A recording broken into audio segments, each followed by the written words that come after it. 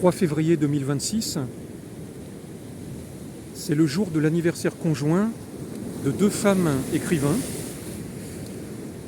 Gertrude Stein, née en 1874, et Simone Weil, née plus tard, bien sûr, en 1909.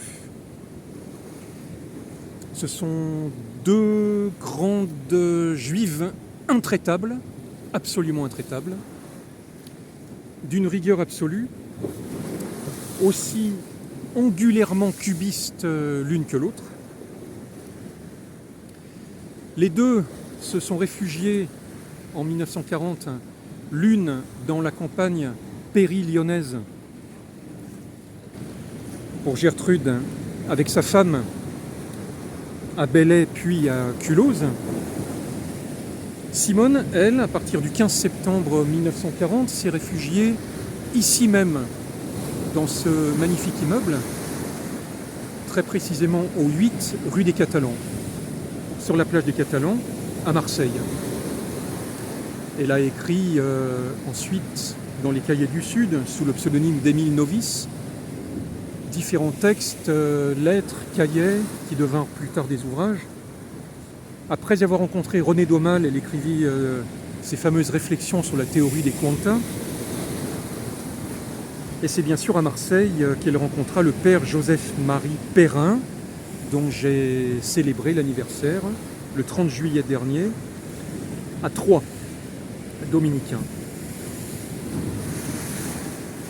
Gertrude Stein et Simone Weil.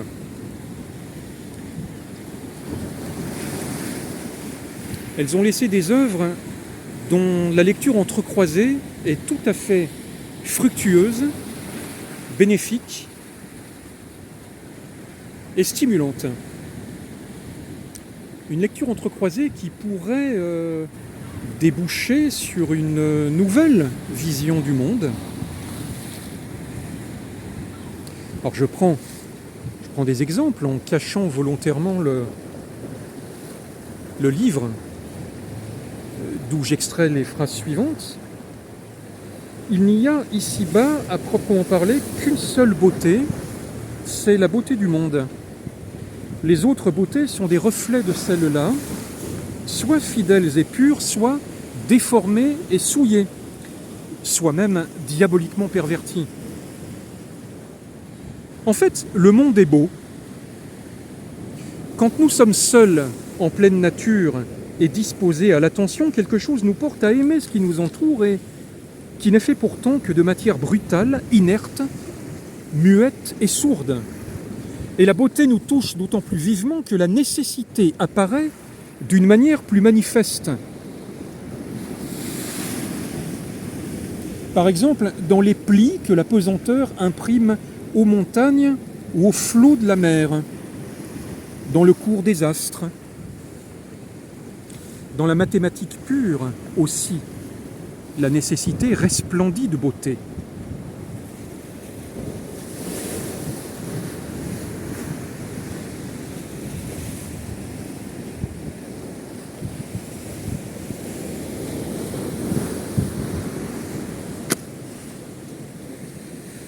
Chacun de nous porte en soi sa propre définition et chacun de nous appartient à une catégorie donnée d'hommes ou de femmes.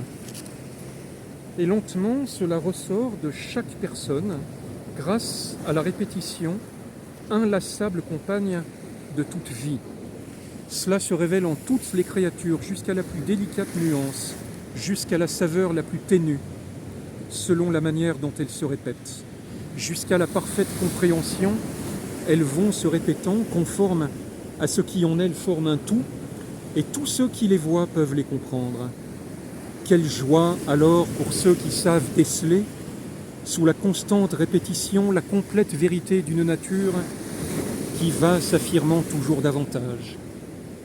C'est une satisfaction sûre, une heureuse certitude pour ceux qui ont en eux l'amour de la répétition et d'une compréhension de plus en plus profonde.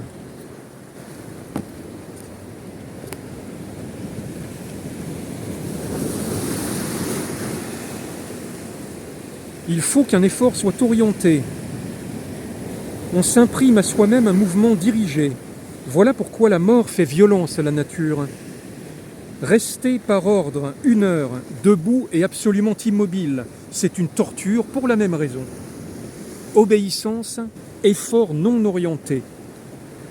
L'attraction newtonienne est doublement mauvaise en ce qu'elle met l'orientation dans la nécessité et l'effort dans l'action divine.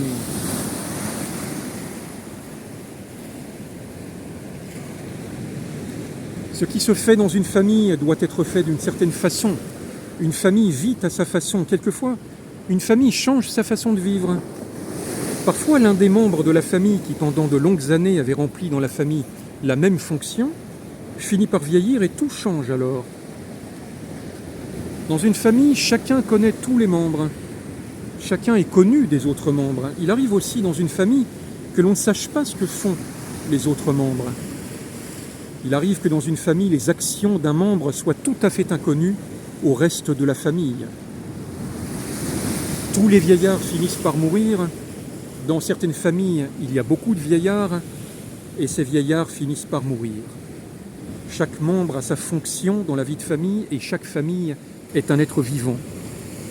Chacun remplit sa fonction dans la vie de famille, chacun a son rôle dans le cadre de la famille. Chacun se rappelle ce que font les autres membres de la famille, ou du moins se rappelle quelque chose des autres membres de la famille. Car le souvenir est quelquefois un souvenir complet ou un souvenir incomplet.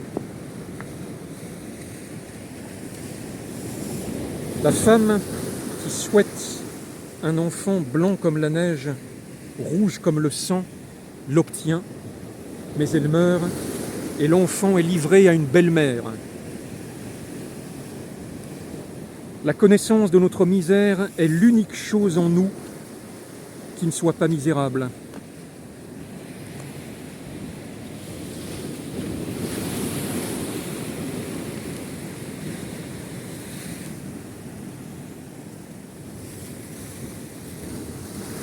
La perte du passé, collective ou individuelle, est la grande tragédie humaine. Et nous avons jeté le nôtre comme un enfant déchire une rose. Car une rose est une rose, est une rose.